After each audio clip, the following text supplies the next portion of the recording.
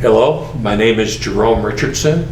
I am here at Western Nebraska Community College in Scottsbluff, Nebraska. We are sitting in the Veteran Center at the community college. Today is the 2nd of June, and today we're here with Gerald. And Gerald, if you can introduce yourself and tell us a little about yourself growing up, your family and siblings. Well, my name is Gerald H., prefer to be called Jerry Lucas. I was born the 29th of June, 1947 in Topeka, Kansas. At that time I had an older sister. She was a year and a half to 2 years older than I was. My father was a student. He was in World War II, and when he got out, he started college at Washburn College at that time in Topeka, Kansas. My mom was a surgical nurse and worked for the Santa Fe Hospital in Topeka, and I was born at Stormont Vale Hospital in Topeka. When my dad graduated from college, moved our family to Lawrence, Kansas, where he taught school, and Mom continued working at the local hospital. And it was in Lawrence I gained a great love for Western history and Native American history. Lawrence was burned to the ground twice during the Civil War by Quantrell, who was a Confederate border raider, a Confederate guerrilla. And I used to run all over town trying to find the plaques that the city had put in the ground or on buildings telling what buildings were still standing after the raids. And I got interested in studying the Oregon Trail and the Santa Fe Trail. And I had a friend that was the son of a couple of my dad's colleagues who taught school at Haskell Institute, so I got interested in Native American history. Then my dad pulled a fast one on us and moved us to North Dakota, which some people say I still sound like I'm from North Dakota, but he started working with Project Head Start in the Indian Community Action Program, and Mom again was working for the hospitals. One of the hospitals, she shifted back and forth depending on who would pay her a little more money. Then she started working for a private doctor as a private scrub. But everything that they showed me growing up early on was public service to the community. I wasn't the greatest student, and as a matter of fact, if you talk to my dad, my character, my personality started showing up when I was about 3 years old in Topeka while he was still going to school at Washburn. I got mad at our babysitter and I ran away from home. I went down to the end of the block and sat behind the mailbox and waited for Dad to come home. And when he asked me what I was doing, I said I was running away from home. I was going to the college, to the campus to see you. And he says, well, why didn't you come on? I'm not allowed to cross the street. When we lived in Lawrence and I would get mad at my sister, or my mom or my dad or somebody, I would run up to Kansas University, the Museum of Natural History, and go in and stare at a dead horse. Horse's name was Comanche. This is part of where I started gaining a love for, one, storytelling, and two, collecting myths about history. In North Dakota, Dad was working with Project Head Start in the Indian Community Action Program. I would go out with him and listen to old men tell stories about the early times. and tell the myths and legends and the religious stories of their people. All of this is building up to where I ended up living in Nebraska. But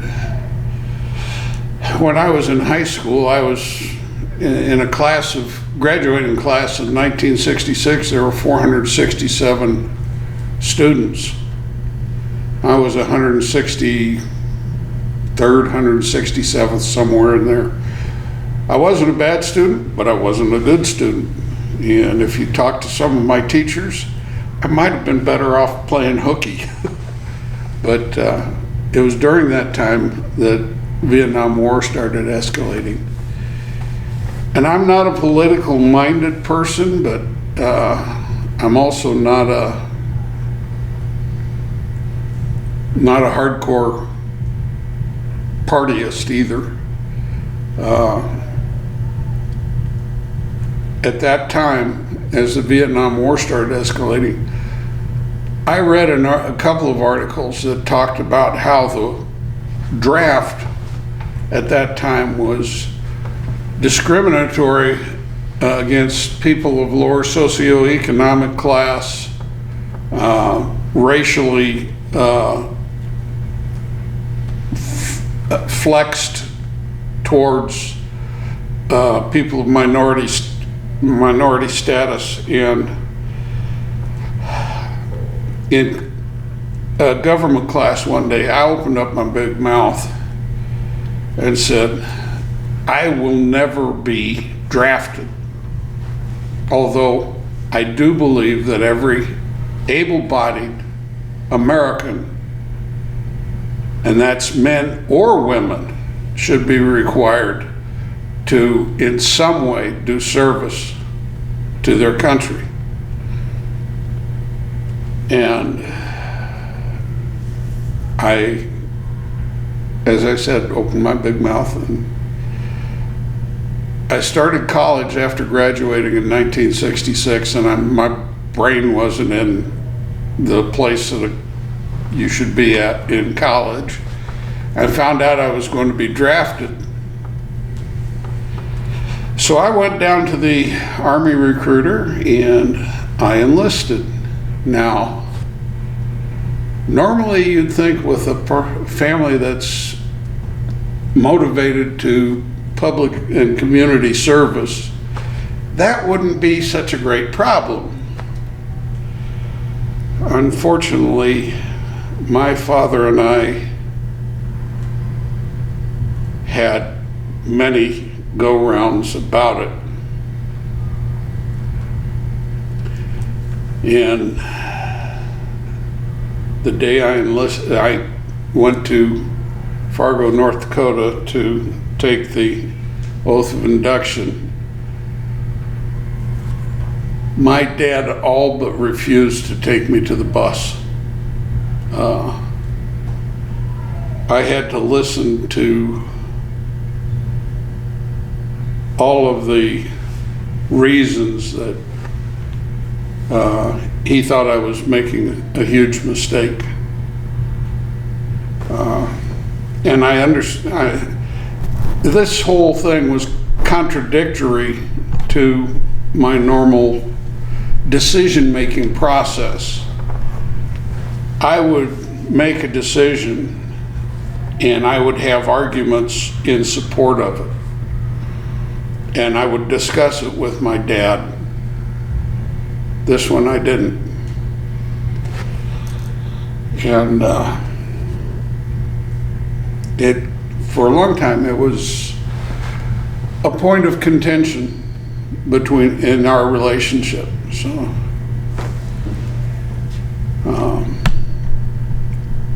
on my oath of induction, well, even before my oath of induction, when I went down for my pre-induction physical, they told me I had to put on 5 pounds if I wanted to get in. I was 6'1" and weighed 130 pounds. And they told me, you've got to weigh 135 pounds. So the day I took my oath, they weighed me to make sure I weighed 135 pounds.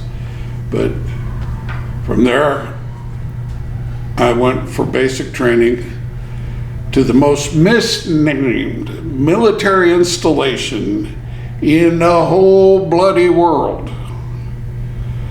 I went to Fort Bliss, Texas. And I can understand now why they gave it the name Fort Bliss, because that was the only thing that was going to be nice about that whole damned area. Pardon me.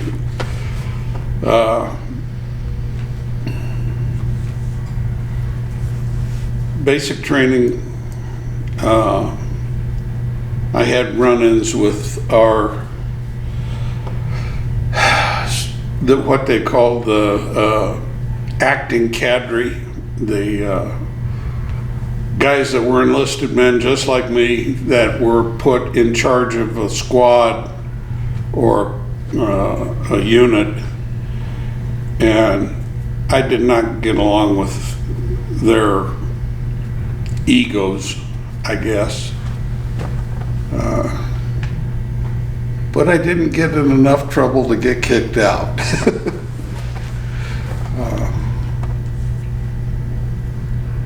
The experience was something that, for basic training, I was in good shape. I ran 4 miles a day before I went in the service. I swam 1,000 meters 3 days a week. I rode a bicycle at least 5 miles a day. So I was in good shape. It wasn't the physical training. It was when it came to carrying the weapons, operating the weapons, and the thought and concept of taking a human life. Later on, I found out something that changed my whole perspective of that. But that's a story down the road. After Fort Bliss, I went for advanced individual training to Fort Huachuca, Arizona. Now, if that name, Huachuca, sounds familiar, the stronghold for Cochise during the Apache Wars was in the Huachuca Mountains. And Fort Huachuca was the place that the military established as a contact point for, after the peace treaties, for contacting Cochise, contact with Cochise and the Apaches under him. At that time, I didn't understand what Fort Huachuca was. When you would come into the post from outside, you had to go through a clearing point. It was a closed base. It was a secure base. I didn't think anything about it. I was there to take typing, clerical, learn to be an administrative aide.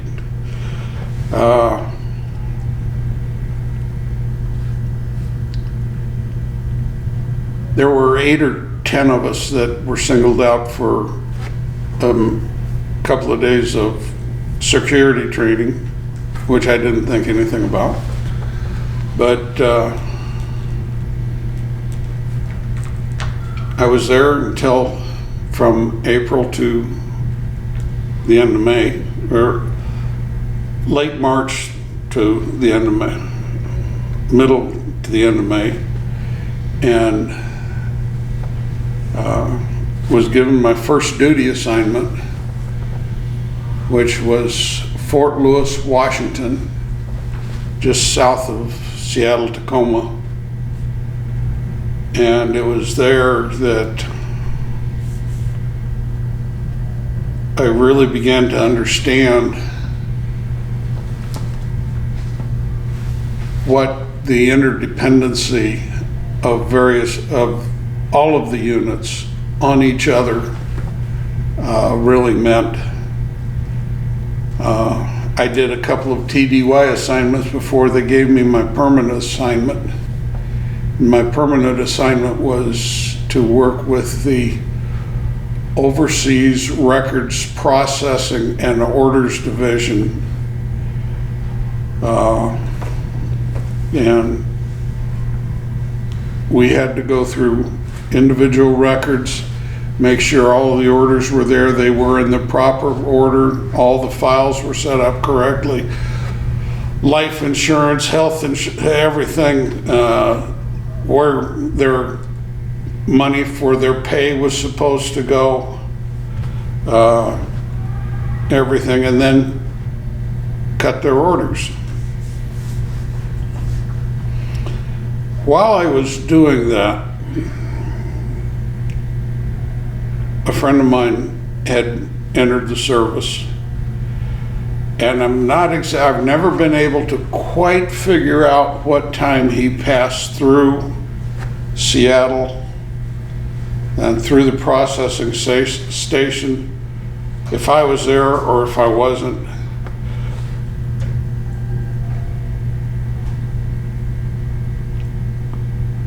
But when I got out, I found out that he died in Vietnam, and that caused a lot of stress for me. You know, I didn't find that out until 1972. While I was at Seattle, I came down on orders 3 different times to go to 2 different places. And finally, the last one, they said, cancel everything. He's going to East Africa. And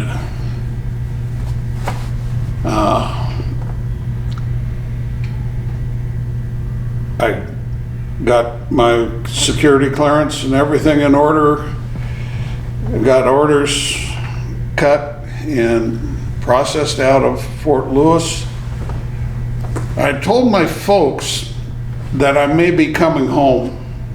I said maybe because I wasn't sure exactly how much time they'd give me and how long I'd be at home, or even if I would get to go home because of all the rigmarole that happened before I was given my final orders. But I didn't tell anybody I was coming. I alerted them I may be coming. I got on the plane, and the plane was delayed for 2 hours. Flew home, got to my hometown, and it was 11 o'clock at night. Now, my dad worked at the college, and I knew he'd be getting up at 6 in the morning and probably be in his office by 7. I knew Mom was working at the hospital, and she probably would be going in at about the same time Dad was leaving for the campus. So I decided I'd take a motel room, and I would get up in the morning and go out to the college and see my dad. I figured I'd be up by 7, 6:30, 7 o'clock, 7:30, and be out at the college before his first class. Well, there's a saying, the best laid plans of mice and men oft go awry. Well, I overslept, and it wasn't a question of a half hour. It wasn't a question of an hour. I didn't get up until 10 o'clock.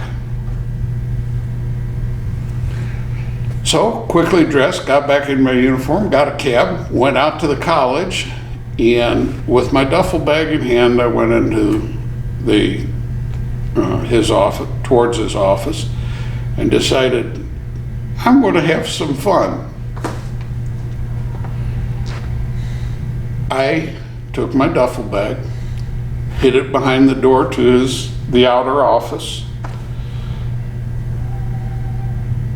took my name tag off so the secretary wouldn't know who I was, put my sunglasses on, and walked in And the young lady that was sitting at the secretary's desk was typing away, being really studious and busy and all that stuff. And I walked in and very gruffly said, "Is Morris Lucas available?" She looked at me and she said, "I'm sorry, sir, but he's in class and cannot be disturbed." And I took a very stern voice and said, "You will go get Mr. Lucas and tell him this is government business and it is urgent." I think I scared the poor girl more than I intended to. She goes down the hall, and I can hear my dad come out of the door, and he's grumbling and growling. He's stomping his feet down the hall, and I knew, oh, this isn't going to be good. So I slipped into his office in a back corner where he couldn't see as he walked into his office. And he comes in and he goes, "What the heck is so damn important you had to get me out of class?" And I said, "I'm hungry. I want to go have something to eat." And he looked at me. Now, my dad had a stuttering problem as a kid, and he had worked very hard not to stutter. Never put himself in position to be anywhere where it could manifest itself. I'd only seen it one other time.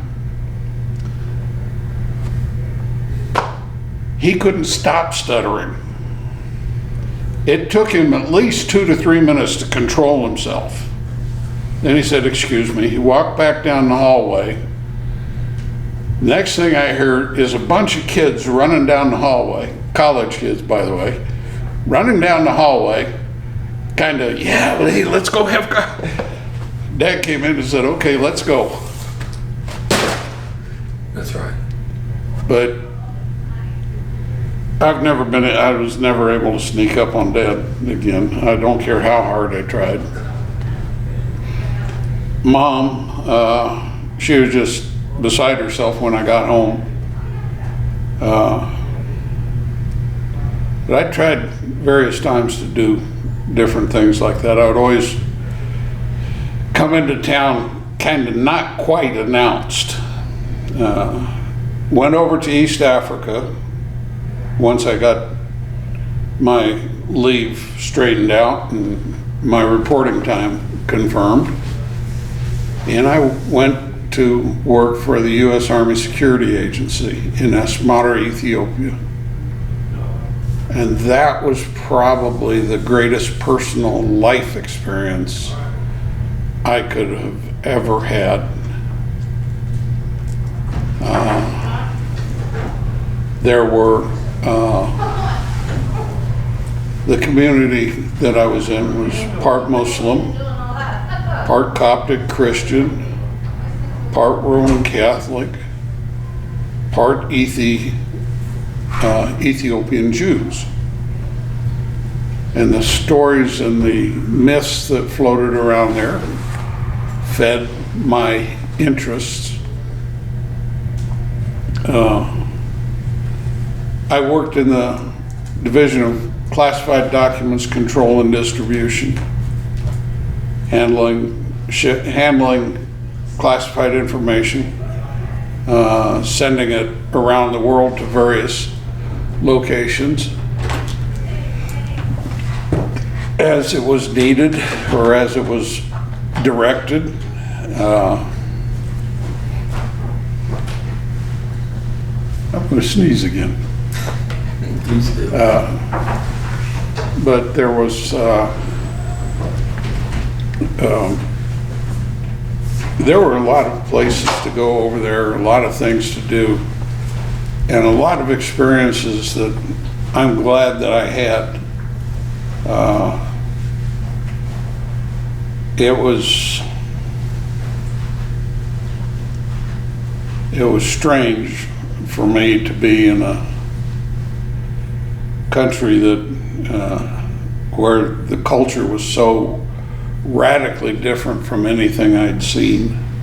I mean, it was completely different from the Native American culture that I'd been exposed to in this country, or the black culture that I'd been exposed to in this country, or the Hispanic culture that I'd been exposed to in this country.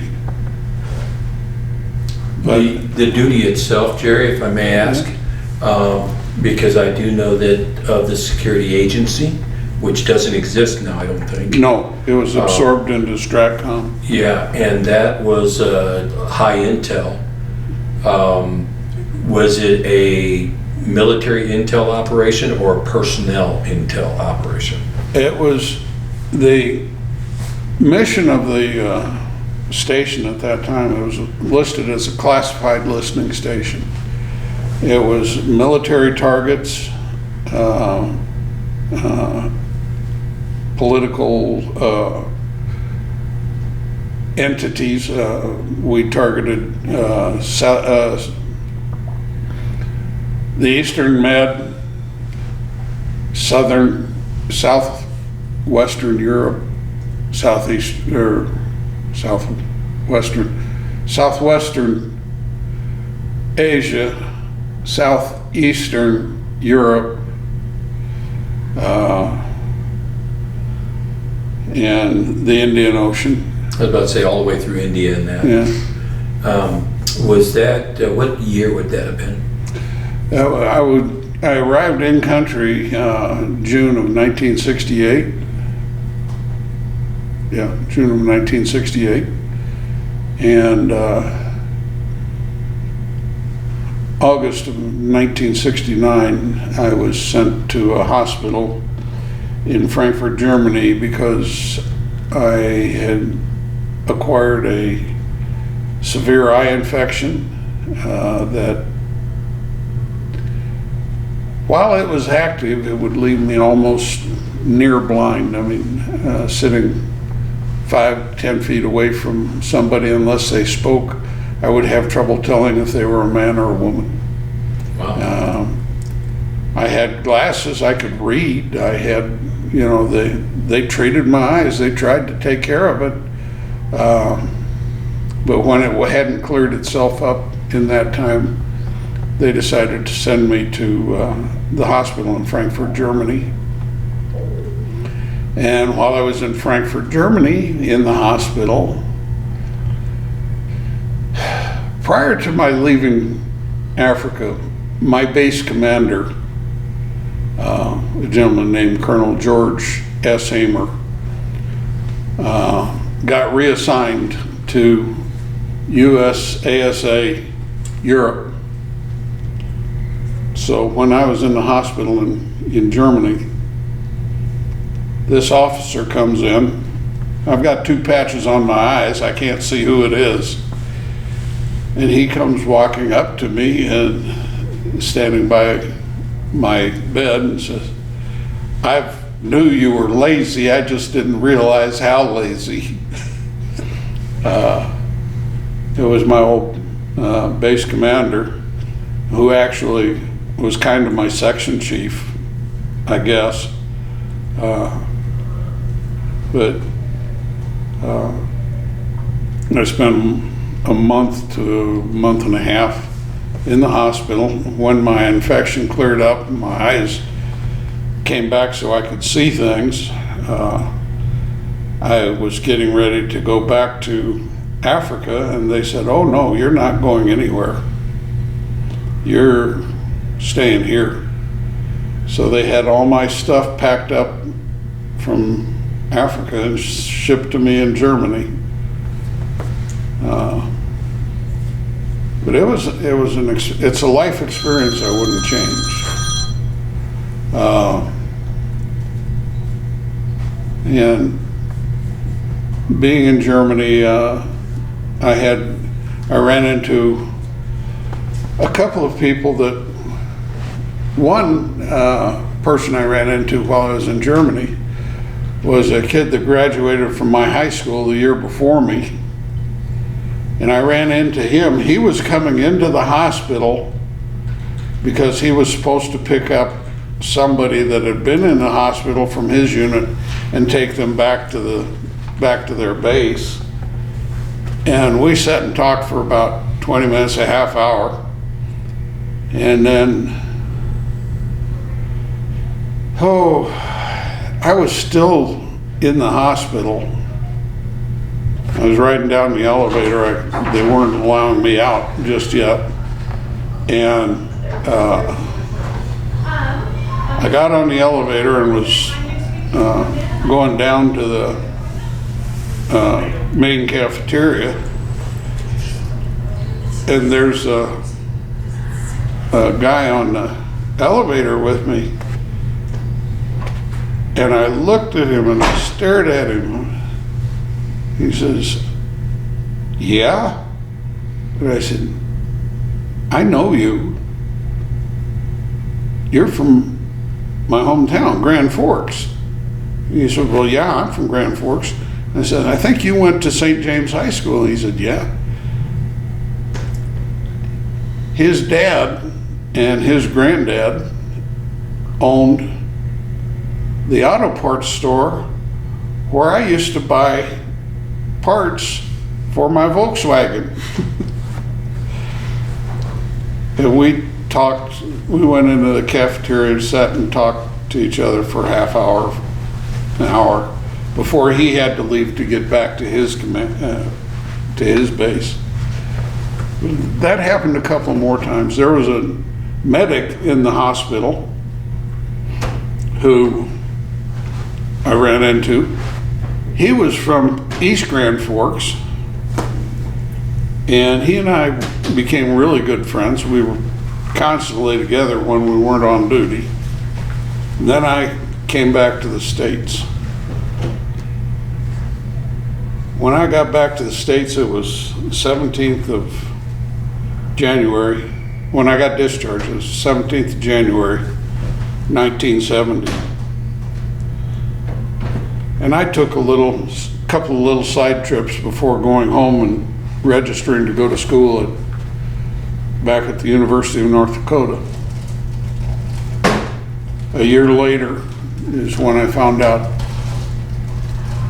that my friend had passed, and it took me from 71, 72 until 1995, when the traveling Vietnam Wall went through the town I was living in, which was Scottsbluff, Nebraska. And I had a cathartic moment seeing my friend's name on the wall, and the stress and the dysfunction that I had been putting on myself and partaking in kind of eased up a little bit. Although from the time I laid him down until that time, I've been trying to write something that I could use to help me deal with it. And that's something that I've been doing since I was in high school. When I was 16 years old, I started writing all sorts of stuff. None of it very good, by the way. Nothing fit, nothing was right. 2015, I had retired from the U.S. Postal Service. I had gone to work for National Park Service, and one of the men that I worked with when I was at the post office, who was also a vet, who had also been in the Army Security Agency, passed away, died of a heart attack.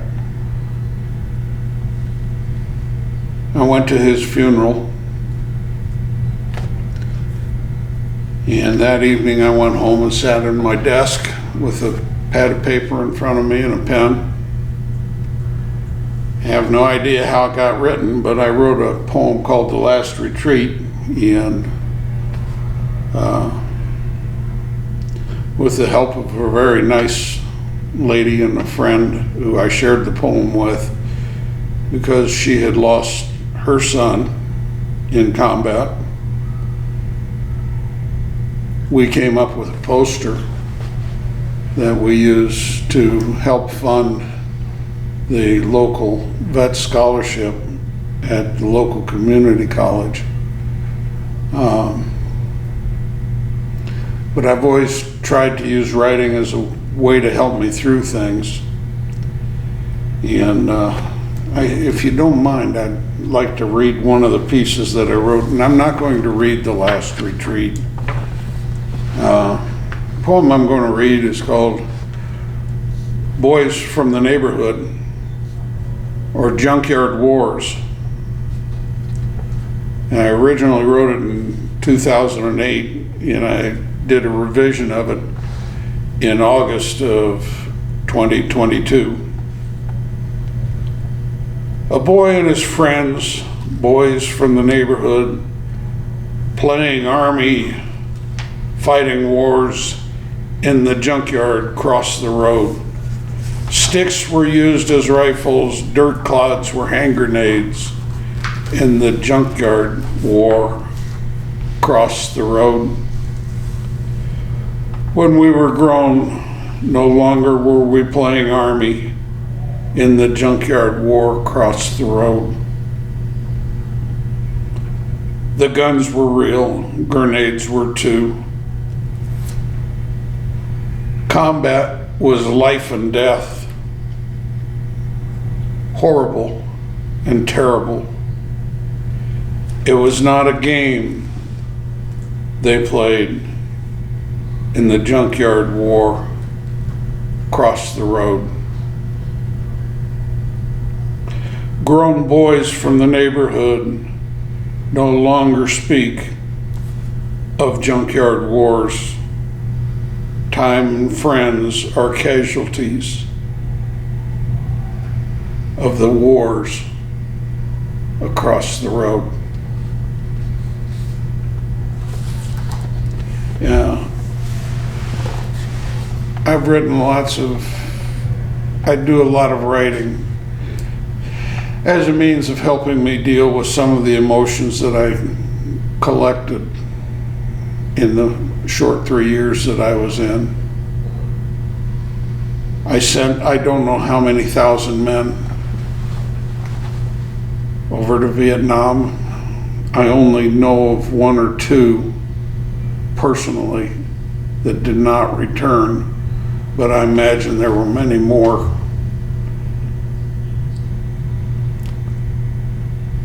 I have been involved in various ways with doing things for vets. I work with the local vets organization on the Veterans Day Parade for many years, 15, 20 years at least. I was in the Veterans Day Parade. I was the last unit in the parade, usually. I did staging, directing traffic. I do things I've done a couple of special programs to honor veterans on Veterans Day or Memorial Day or other times throughout the year. I come out to the college and talk to the young vets once in a while when I can get somebody to listen, try to help them through what they're going through. But it's an experience I wouldn't change for the world. It bothers me to see what the young men and women are having to go through in this current conflict.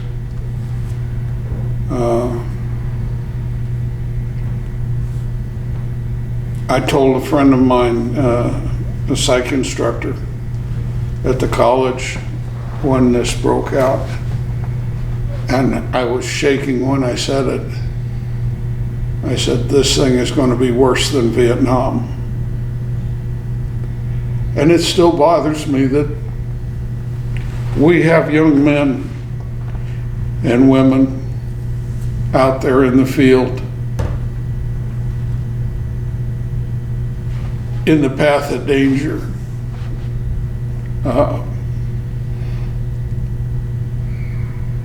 I just wish there was a way that we could come to an agreement and bring those young people home. I did my time. I did it with honor. I respect the men and women who were in country in Vietnam during that time.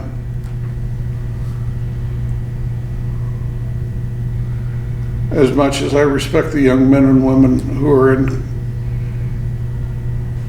in our combat forces today.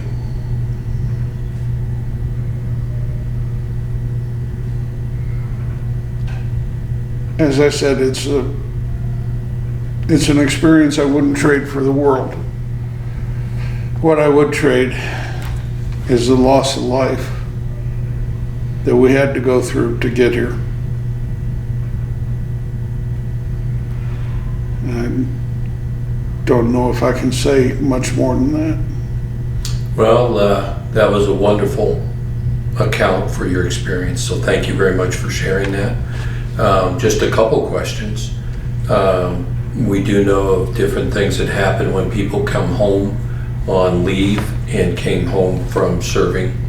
It was a very, like today and recent events, it was a very turmoil time in our country. What was your experience when you did come home on leave outside of your gone wrong practical joke? When I got out of the service and came home and was going to school at the University of North Dakota, spring of 1972, there was an incident happened at Kent State University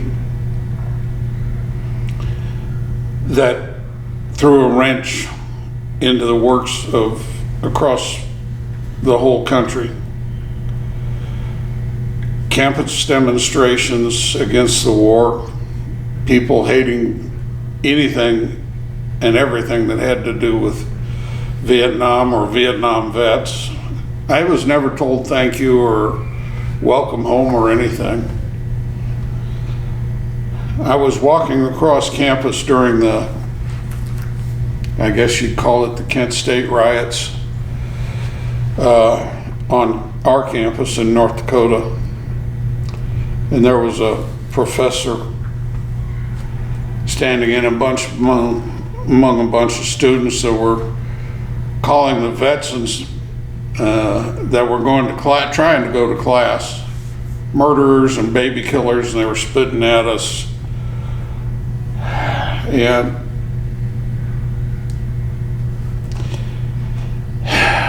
I was wearing my field jacket. I had military patches on it. I had beer patches on it. I had patches from all sorts of places on it. The best jacket I ever had, too. Somebody spit on me, called me a baby killer. I said, back your off, because you don't know what I did. You don't know where I was. You don't know a darn thing about my service. And he says, well, I know I wouldn't kill people. I says, that's a crock of beans. You don't know what you'll do until you're put in that situation. I found that out myself. I didn't think I would kill someone. I would even shoot at someone. I ended up shooting at someone. Don't know if I hit him, don't care to find out. But I told him, you don't know. They kept it up. They kept getting in front of me and some other vets that were trying to go to class, blocking our way. I walked over to this instructor who I'd already had one run-in with when I first got home. And I told him, you call your dogs off or I'm going to punch you in the face. He told me, it's a free country. They can do what they want. I says, they can't spit on me. That's assault. And their freedom to do what they want stops here. And he says, Well, I have no control over them. I said, you have a lot of control over them. I was taught when you want to kill a snake, cut off its head. You're the head of the snake. Now call them off. I'm going to class. They haven't got the right to interfere with my education. Well, the following Monday, I got a call from the president of the university, who happened to be a friend of my father's. He'd just been appointed the president, too, by the board. And as I was sitting in his office, he was shaking his head and he said, Jerry, I think you need to find another place to go to school. I think it was the best decision the University of North Dakota ever made. Number one, making him president. Number two, asking me to leave. Because I probably would have hit that guy. From there, 2 years later, I went over to Bemidji State University, got my degree in education.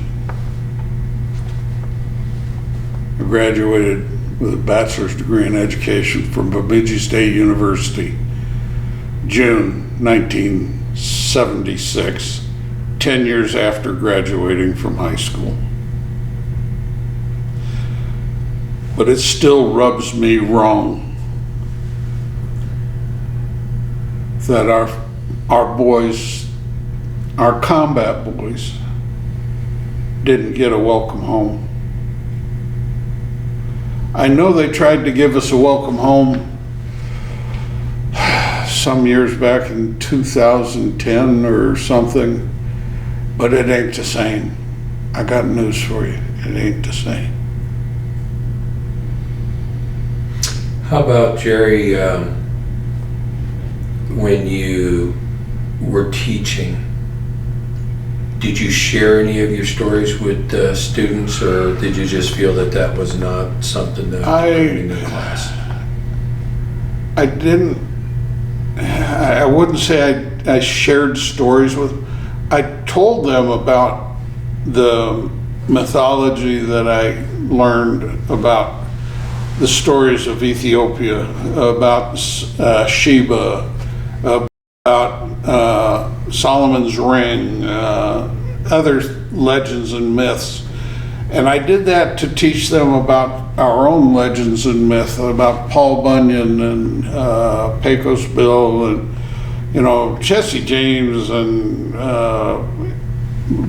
Buffalo Bill and Wild Bill Hickok, the mythology that we promote through Hollywood in this country.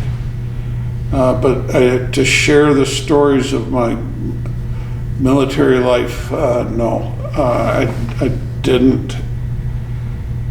There was one student one day came up to me, he says, I know you were in the Army. He says, I'm graduating this fall, or this spring. I'm thinking about going into the service. And my first question almost was why? And then I asked, instead, I said, what's your goal? What's your plan? And he said he wanted first to get money to go to school. Secondly, he wanted to learn to be an electrician. And he had taken the ASVAB test, and he'd scored high enough to get into the electrical field in the military. And he said, if I go into the military, I can get everything all the background I need. I get out, I'll only have to serve as an apprentice, if I'm lucky, for a year. And then I'd be able to qualify to take my journeyman's test, and then 5 to 10 years later I can get my master electrician's license, and I'll would be working here around this, where we were at school. And I said, if you've got a plan, stick to it. Don't go in there thinking it's the be-all, end-all, do-all, but know your plan. I think that's the closest I ever came to talking to anybody about my time in the service. Well, you answered my final question, and that is, how would you advise somebody that might have interest in going into service? We just put it. As I said, have a plan. If you're going to go in and make it a career, fine, make it a career, but make it a human career, not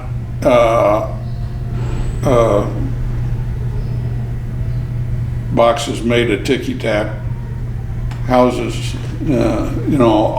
All houses are the same. Everything. The rule is the rule. No, you're dealing with human beings. Go in there with the idea that you're dealing with human beings and treat them as such, if you're going to make a career of it. Well, Jerry, thank you. Thank you for your service. On behalf of the Vietnam Veterans Memorial Foundation and Bellevue University, we absolutely treasure our veterans' experience, the leadership, the skills, their courage, and their commitment. And we look at it as part of our national heritage. And thank you. And thank you for sharing today. Thank you. Thank you for letting me take part.